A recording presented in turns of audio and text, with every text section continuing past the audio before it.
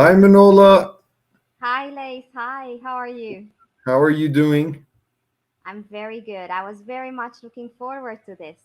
Me too. I was really excited to have this conversation. Especially we talked before, and you had a very interesting outlook about uh, the how sustainable leadership needs change, and that was a fascinating concept for me. But before we get into anything else, I was hoping maybe you can give us a bit of background on your career and what led you into the field, because I found that fascinating when you told that to me as well.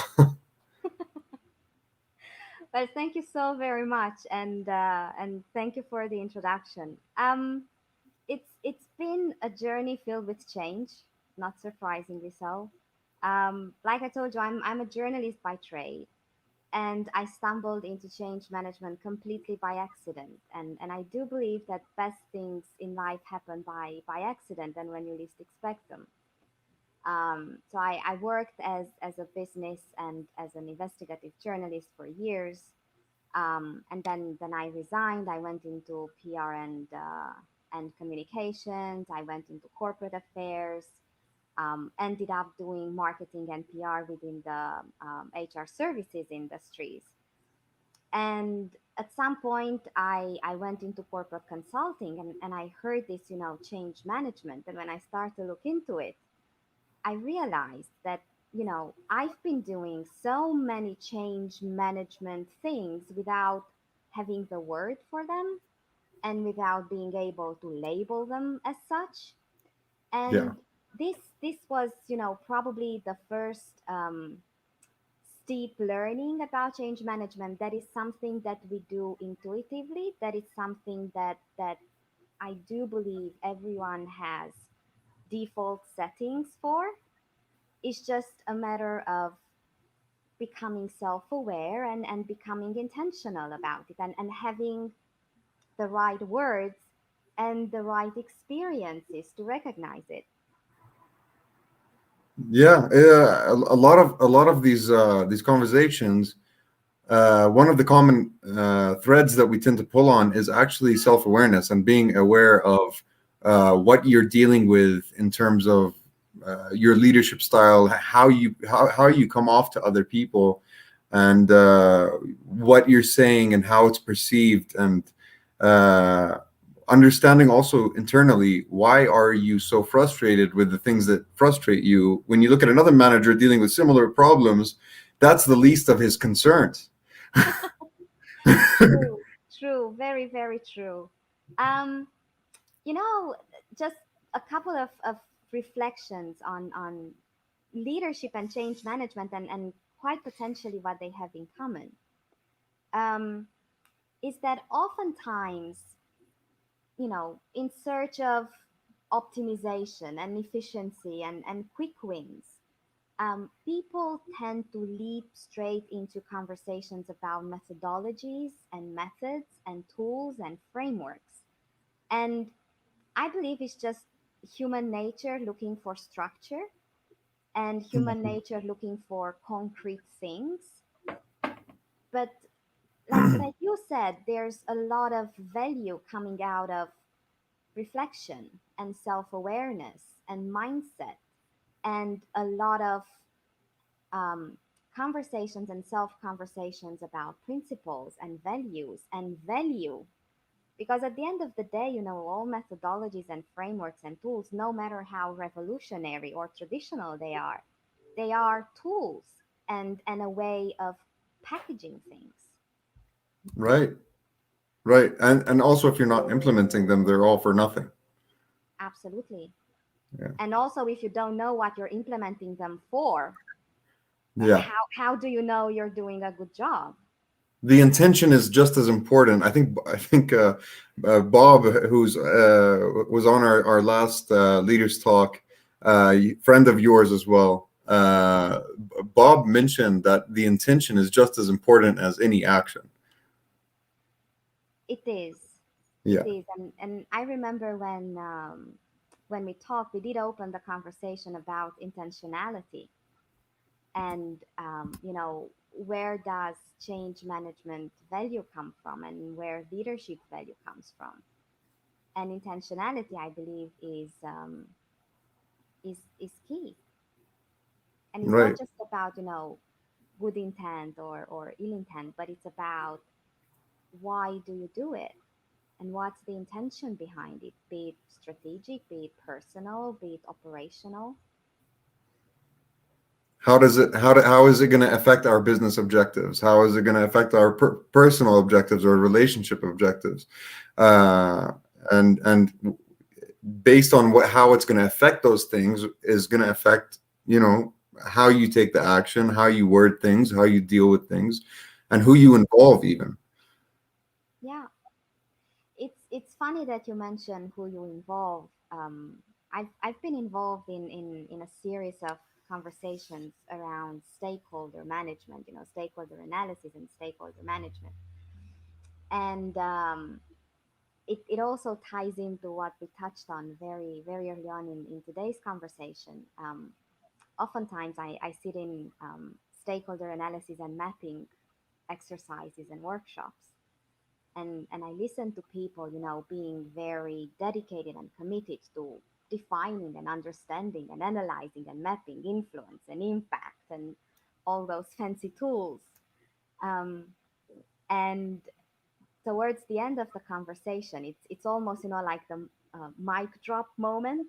Mhm. I ask them, okay, so how long does this list need to get before you list yourselves? And just like with storytelling, for example, going back to my journalistic days, it's the same with intention. It's not only outward looking, it is also inward looking. And the most important stories and the most important intentions are the ones that, we tell ourselves and we build for ourselves. I, compl- I love that perspective because you have a lot of entrepreneurs, and you have a lot of people, managers that are they have that really significant sense of ownership. Mm, And the sense of ownership is a double-edged sword because you tend to forget about serving yourself as well. mm, I know a lot of my friends who have launched businesses, me included, where we forget to compensate ourselves. We're not even in the equation, yeah, yeah, and that's a big mistake too. absolutely. And I can give you another quite, classic example of unintentional self exclusion. Um, you hear talks about employee experience, and try to have conversations about employee experience with people within HR. And I did raise the question, like, unless I'm completely oblivious to something, HR people are employees too. So where are they in this employee experience journey? And how do they map themselves?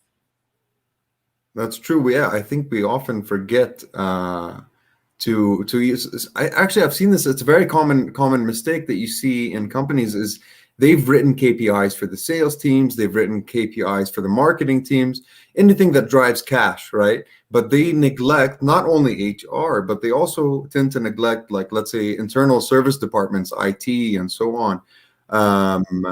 But then you have these multinationals where they have gone above and beyond, and they have really thought about these things to the point where they offer compensation to these service departments in terms of some of them call it the ABC award, where if you've saved the company a certain amount of money, you get incentivized with a percentage of the savings.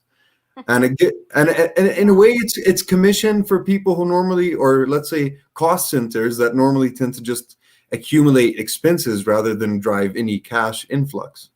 that's true. That's very true. And it reminds me of a book I read many, many years ago, and it was the beginning of my change management work within IT.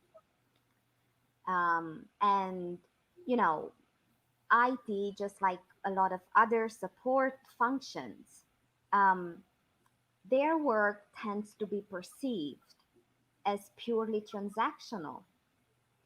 And the book is called Benefits Management, and it actually shifts the conversation into delivering value and into opening the conversation not to purely quantitative KPIs. And when you put qualitative KPIs into the conversation, that opens up new perspectives. And like we chatted a little bit before going live, it shifts the conversation from deliverable to outcome, and from timesheet to value. Right. And I believe COVID accelerated a lot of long overdue recognition to support functions. And I hope that is, beyond washing hands and taking care of ourselves. I Hygiene. hope that that's a value that will remain beyond COVID. Yes. Yes. No. I mean, you've actually seen a lot of things. We were talking earlier, how COVID and remote work, as funny as it's, reduced human physical interaction, it's actually created a more human atmosphere and respect for each other's personal lives as well.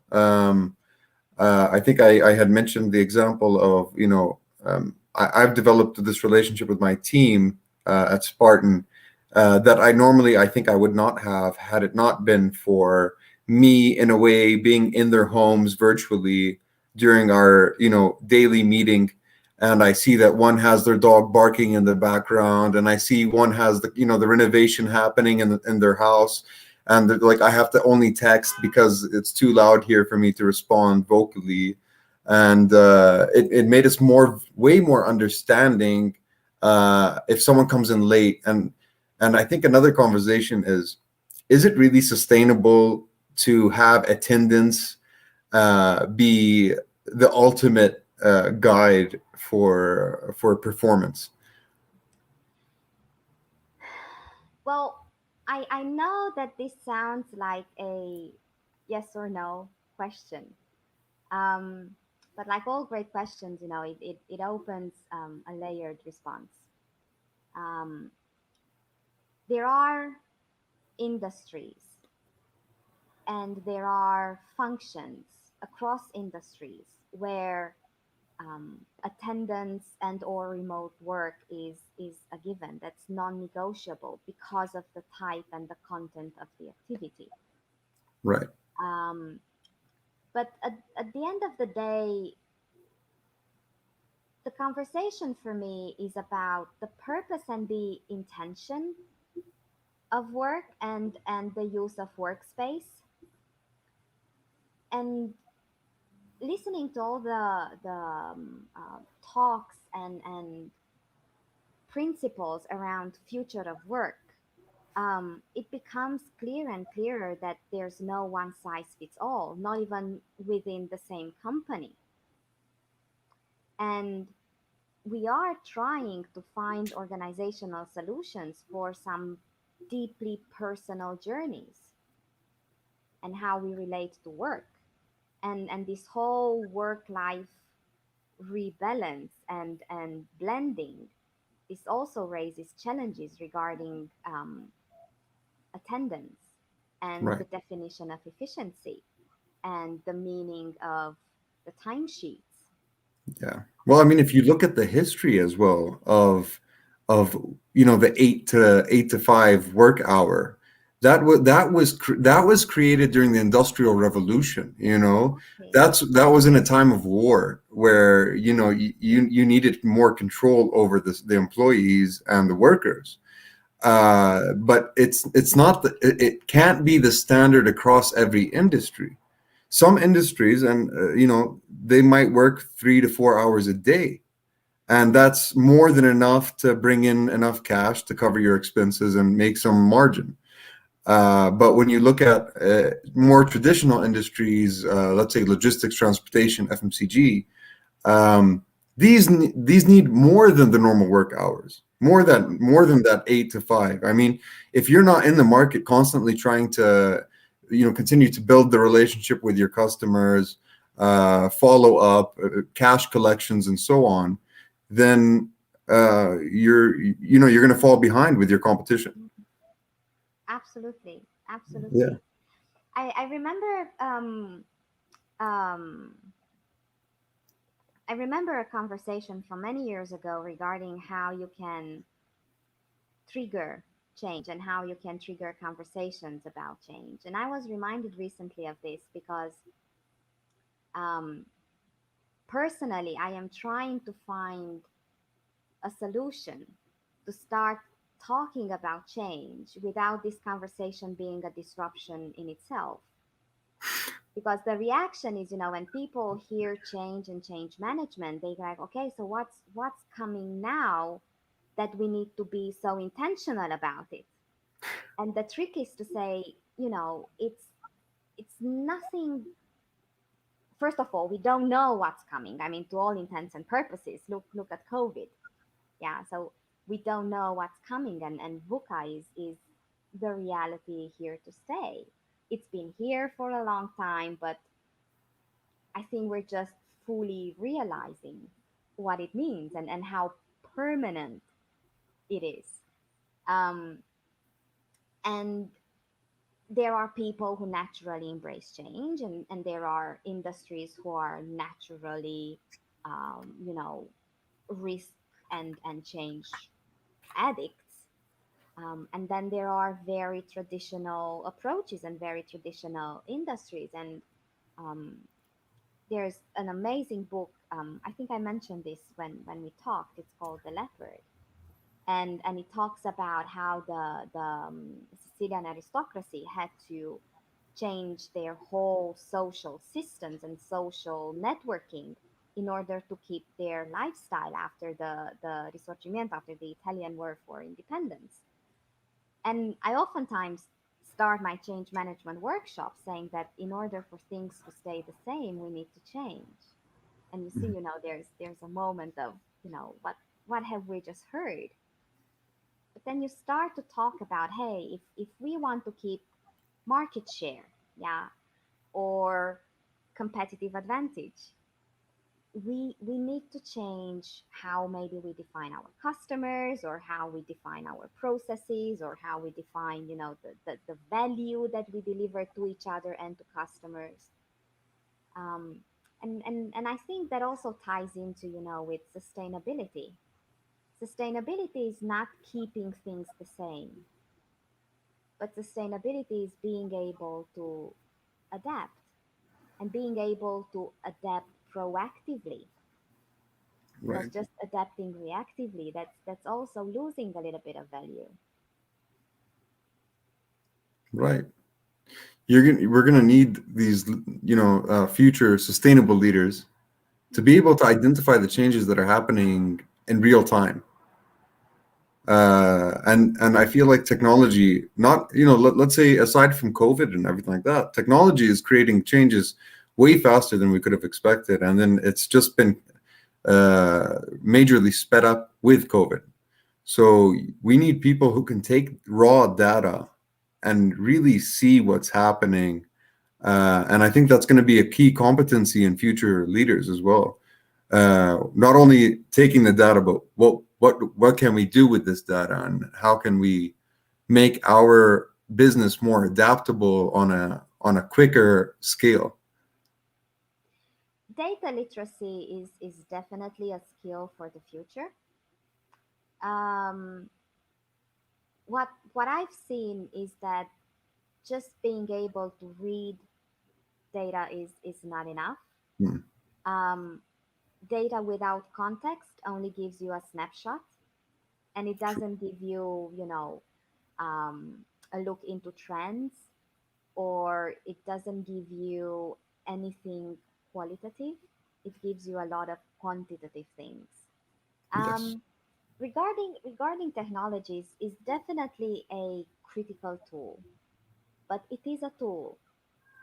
And one of the questions, especially in technology adoption or in technology driven transformation, is how do we relate to technology? Are we using it as an enabler and accelerator, or are we allowing it to be a trigger? And that depend that really drives what we want out of it. True, true. I can I I can mean, give you an example. We talked about marketing. Yeah. So how do you go about you know, your CRM tool? Do you look at your, you know, strategy? Do you look at your marketing strategy or your, you know, end-to-end sales process, and you choose a technology that best serves, you know, your strategy and your operations? Or do you go for the latest and greatest, and you know, the technology lingo makes you believe that technology will solve your problem? no, Technology helps you solve your problem, because you might end up with this UFO CRM, and you still need to do your market segmentation, and you still need to do, you know, your product strategy, and you still need to do your, you know, go to market strategy. The CRM will not help you with that thinking. It will prompt your thinking by putting in front of you, you know, a lot of fields that you need to fill in with information. But it will not give you the answer. It will give you a structure to make sense of your answers, but it will not do the thinking for you. that's right. No, and actually, I think uh, I've been dealing with a similar problem with actually the recruitment industry. I mean, there are companies now that are launching that are AI kind of ATS systems, applicant tracking Mm. systems now. And I would be approaching clients because we do things. Definitely, we use modern recruitment methods. The problem though is when I approach a client and they start to tell me, you know, we use this brand new AI system. I'm like, I'm sorry, are you saying you trust your AI more than you trust your gut feeling that has allowed us to survive for, you know, millions of years, you know? So it's, you can't take the people out of the HR. You can't. I mean, AI will only be able to make judgment calls based on the data that you feed it, you know? But people are the best judge of people, and that will never change. That is true. You know, the intelligent combination is business intelligence with artificial intelligence and emotional intelligence. I believe that's the intelligent mix of sustainability. Yeah, yeah, and I mean, you have people that specialize in certain things regardless, whatever it might be. Let's say it's sales, let's say it's anything. But to really be good at sales, you can't be a program. Like you know, you were telling me that you have to be able to adapt to change. You have to be, you know, that's the true leadership skill is change above all else. So if your client comes to you with something that wasn't programmed into your brain, let's say, how is an AI supposed to answer, right? So sales is just as much a human function within organizations as HR. You're dealing with people, you're dealing with emotions, you're dealing with people that are having a bad day, which is not a factor that you can predict or control. It's not a controlled environment, and being able to adapt based on the body language that you're reading, based on asking a question based on the body language to understand why is someone displaying this body language is so much further beyond your standard AI or your programming.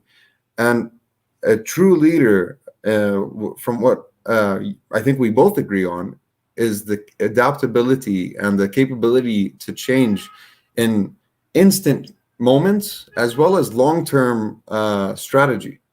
Mm.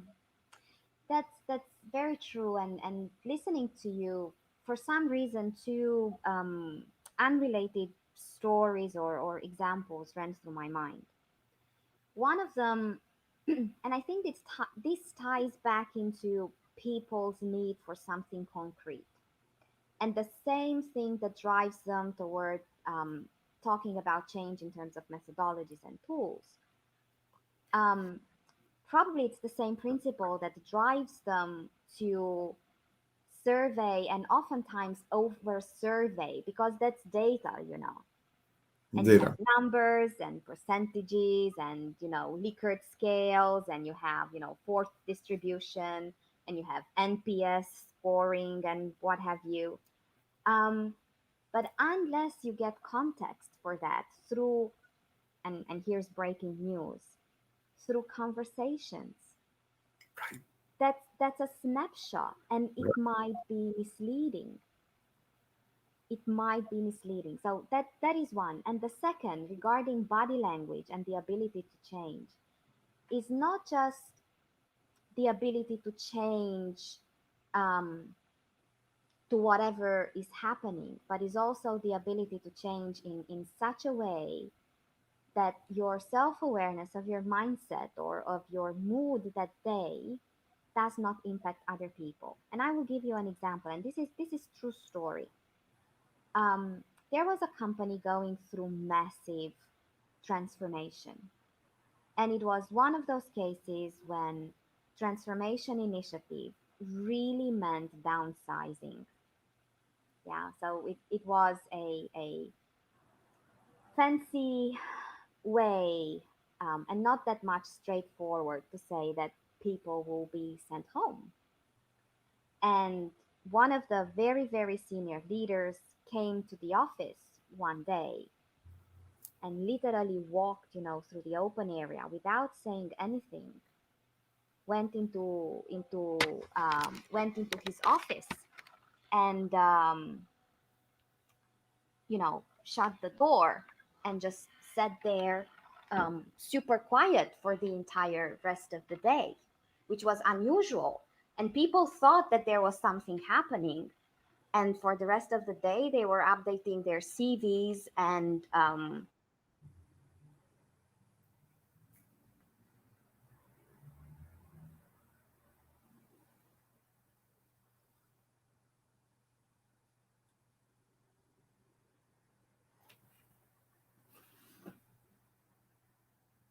All right. Another thing that is interesting, uh, another concept regarding change management and being able to adapt to change, and the conversations that Manola was talking about, uh, is basically, if you have an employee, a salesperson that's normally a top performer, and they start to drop in their performance. Hi, Minola. Hi, Minola. hi, Sorry, I'm back. I My was. my laptop my laptop decided to have a nervous breakdown, but I'm back. So I was kind of freestyling for a second, and I was talking in terms of the conversations and getting back onto, um, you know, not always being a quantitative factor. Whether you decide, let's say, let's fire someone because although they were a top salesperson and now their performance dropped, okay, now they're not good anymore. Yeah, In terms of quantifying it, yeah, okay, they're not justified anymore. But if you sit down and you have a human interaction with them and say, hey, look, normally your sales are at peak. You're one of the top salespeople, but lately, the past 2 to 3 months, we've been seeing that you're not achieving any of your targets. yeah. What's going on with you? Right? There's that human question that you can't get through numbers. So, what's going Yeah, on with you? It could be a there's personal problem. there's um um there's a very famous short video of Simon Sinek, and he explains how does empathy sound like in an office, and it goes like, you haven't reached your sales target for the past 3 months. If this happens again in this quarter, I don't know what kind of conversation we will have. So that's no empathy. Whereas empathy sounds like, you've been quite behind on your targets for the past 3 months. What's going on? How can I help? Right. And going back to what I was just saying before the technology hiccup, I often say that I won't be impressed with technology until I can download ice cream. So when that happens, it will be a good day for change management. Um, but how a leader acts impacts the team. And I've seen so many examples recently where teams literally grow into the energy of their leaders.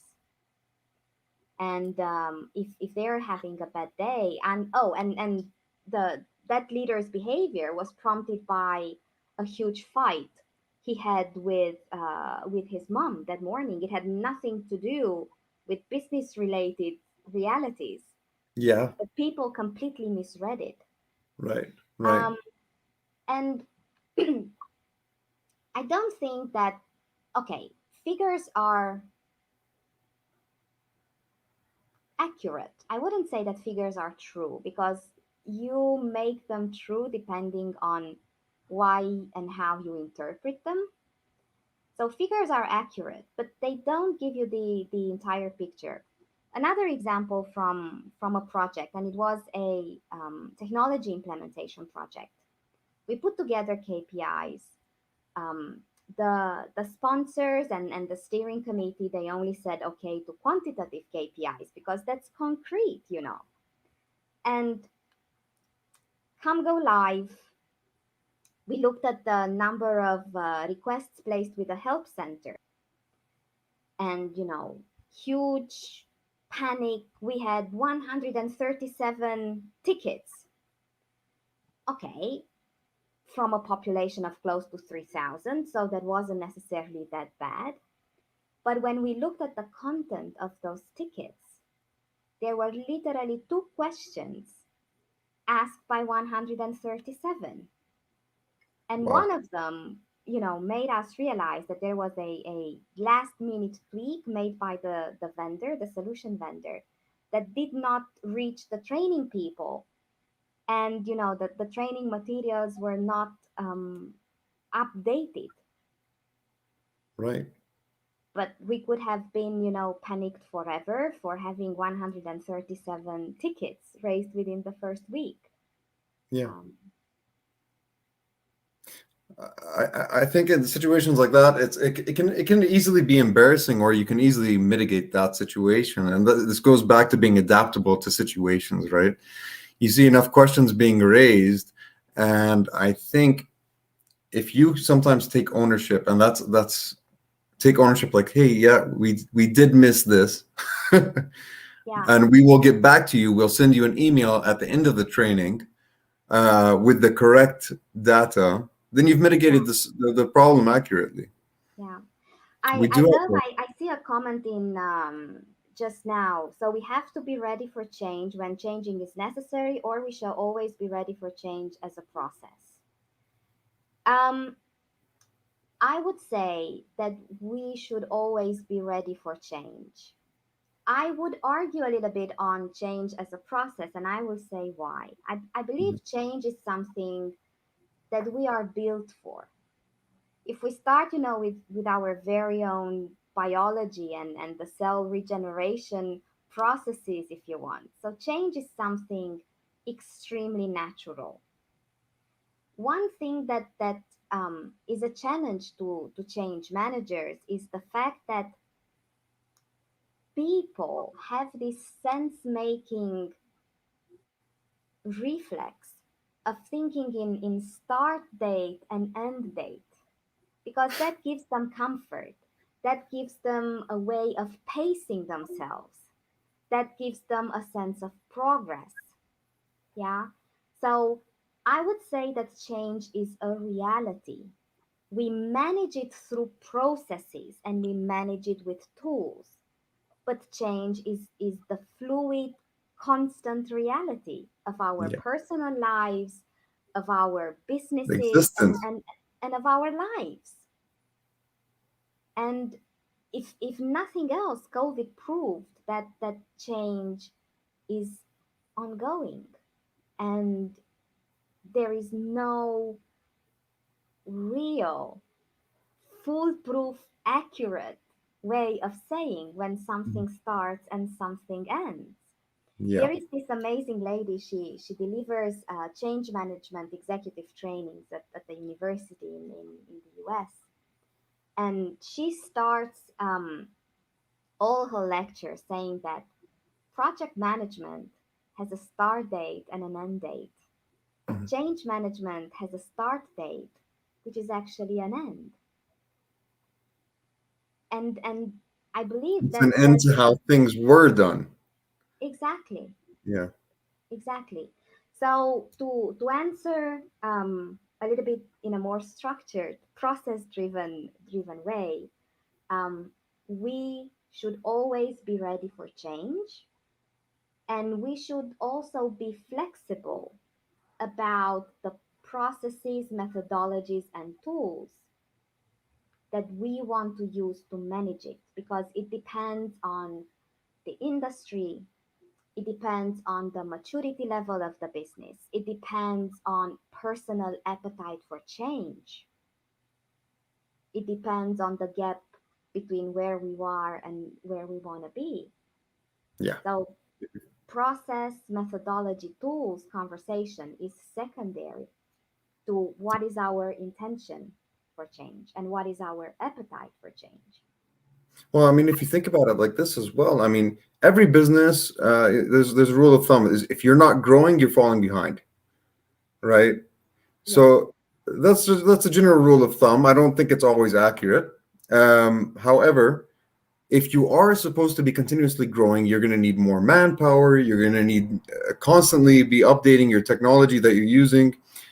How many companies can any of us name from the top of our head that have updated their ERP systems? And how much of a change process did that involve? Sometimes a lot of companies don't have the people that know how to use, let's say, SAP. So they have to hire someone in specific departments, wherever they're weak, to implement the data migration to the new ERP system. Someone with that transfer experience into the new system. mm, So that alone is a situation of change, but also hiring anyone, whether they're a junior in a department or whether they're a manager, especially if they're a manager. Uh, it's going to take a level of adaptation. Your client base is going to grow. That's going to require an adaptation as well. Um, Anything you do, really. I mean, life. How many conversations has anyone had throughout their life where, let's say, a friend stops talking to you when you're in high school, you start to get dramatic about it, and then you're what's the number one thing your parents tell you? Make new friends. It's change. Change is normal. yeah, change is definitely normal, and you know, looking back at what happens, what I think is also important is to leave room for the unexpected. So plan as much as you can, expect the unexpected, but at the same time, do not get yourself into mind tracks. And the example that I give most often is, in winter, how cars get out of the parking lots. The first car that has to go through, virgin 10 centimeter high snow, it's not that okay. The second one still can steer a little bit to the right, to the left, and change course. But by the time, the 26th car wants to leave, especially if the tracks have been frozen, it's quite difficult to change direction. Mhm. So don't don't think in such a way that you become the 26th car, Yeah, and it's difficult to change direction. yeah. I hope that we answered the question to some degree. Um, you you mentioned, companies companies changing and companies changing technology, and yes, technology is a big conversation, but um, we talk about data literacy. And one Yeah. of the questions that I raised in a meeting recently at work is, we talk about the future of work, and how can we make sure that we also talk about the future of people? Mhm. Yeah. And I think um, that's an equally critical conversation. It's not It just is. about the technology, and it's not just about the workspaces, and it's not just about the ways of working, but it's about how we relate differently to one another. How we perceive ourselves and how we perceive others and how others perceive us. Uh, Emotional intelligence is probably, in my opinion, going to become one of the most important things. And the good news, though, is that emotional intelligence can be developed. It's not like IQ, but it takes a conscious effort. It takes a daily. Okay, I said this to this person. They reacted this way, and not blame someone for reacting, but Mm. instead ask, maybe if I said it this way, what was the problem from me? If so, how can I avoid that? Like, but it takes a sense of ownership in mistakes. It takes a sense of ownership in creating conflict sometimes, and we have a natural tendency to, push the blame somewhere else. Um, But yeah, yeah, it's so funny that you mentioned this. A very, very enjoyable and inspiring recent conversation was about disagreement, and how oftentimes we put this equal sign between disagreement and conflict, and it's not the same.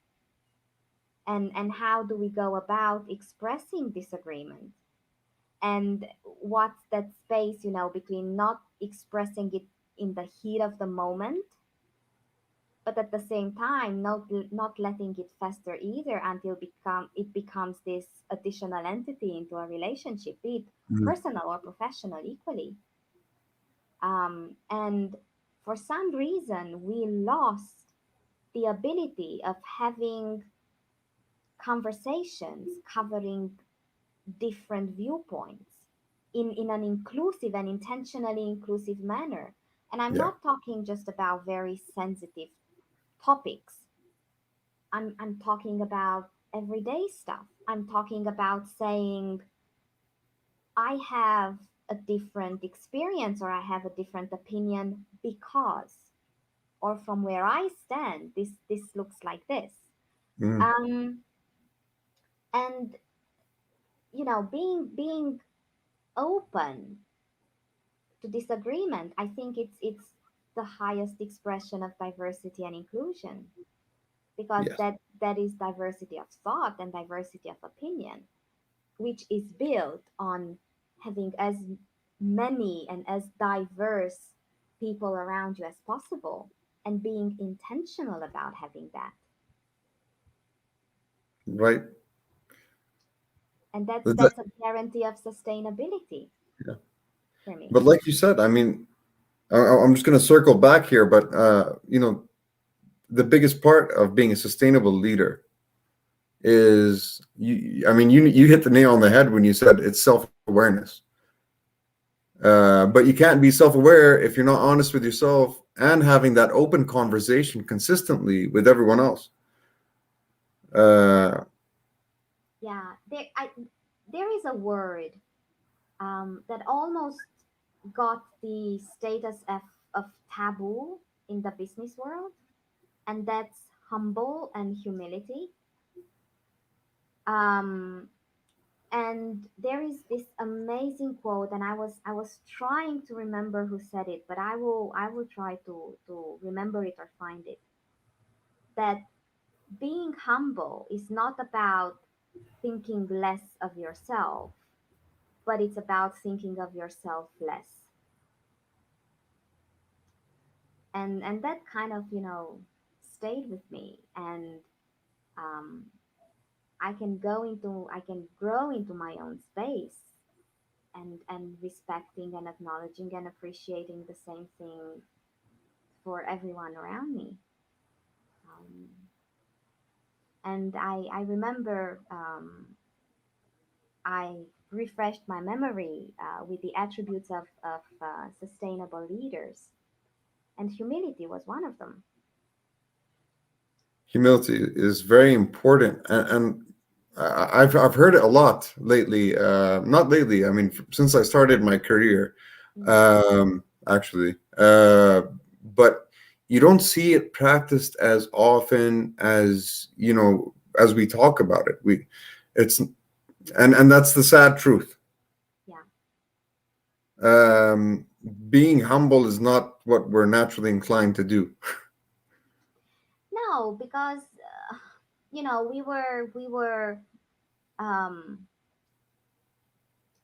for the right reasons.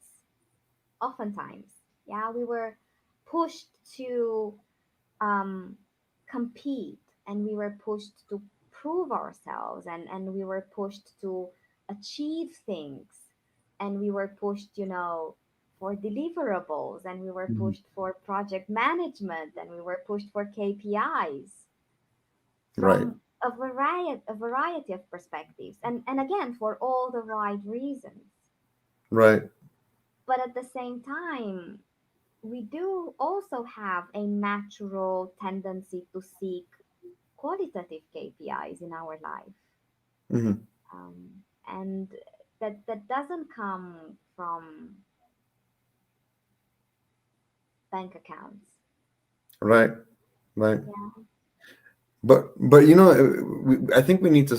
I mean, if I could change one thing about work environments, it would be maybe not change, but let's say motivate and get the ball rolling with a little bit more focus is building a culture of collaboration.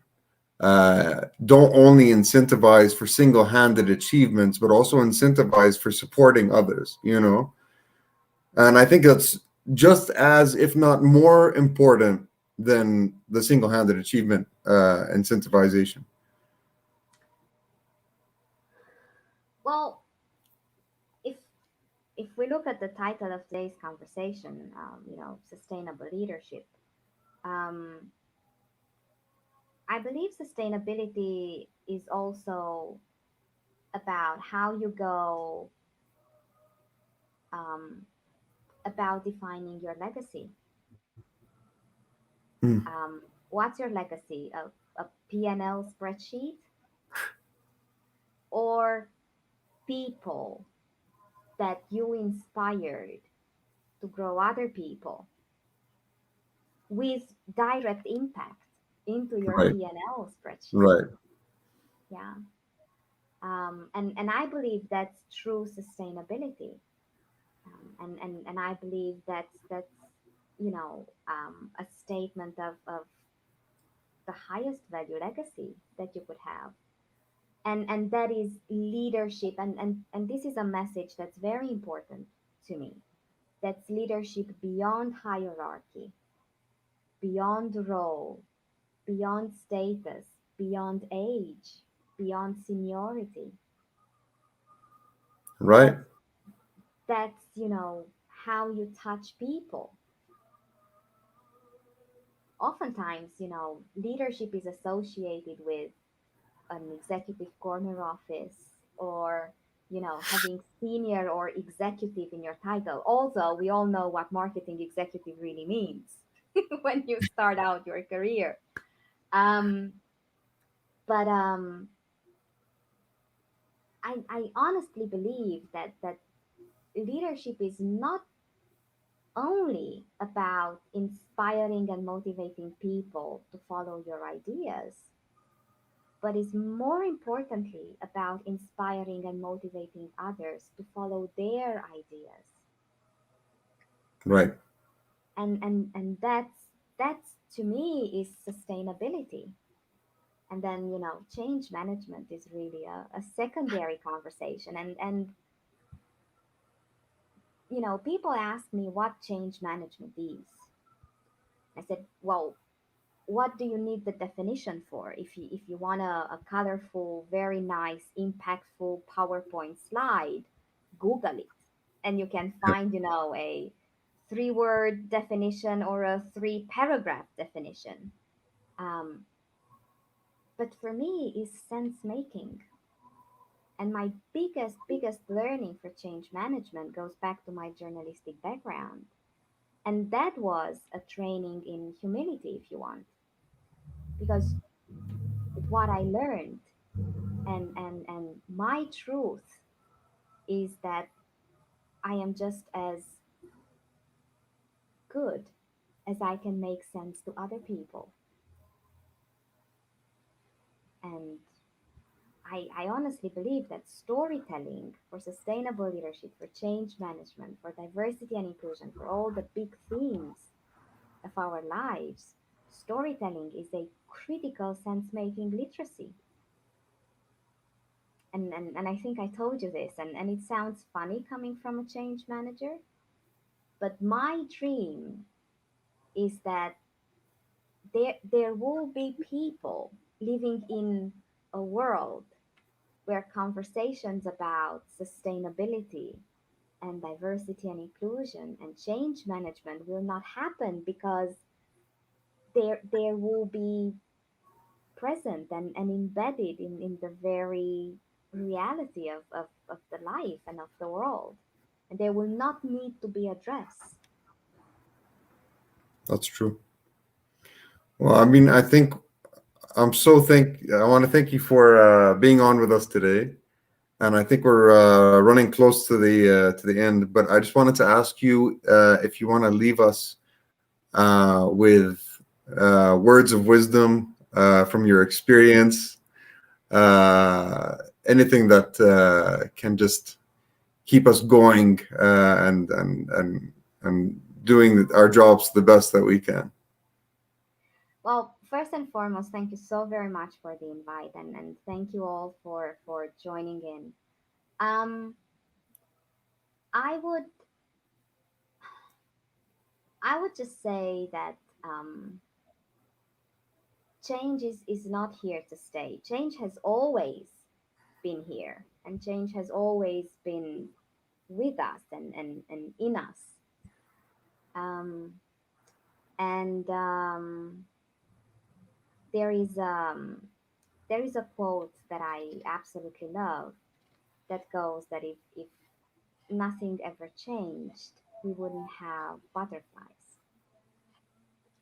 And you know, don't forget that we are all our most senior key stakeholders in any change initiative. Well, thank you so much, Manola. Thank you. Thank you. Have a Thank great you. day, and thank you for anyone watching and interested in sustainable leadership and especially change management. Have a great night. Thank you so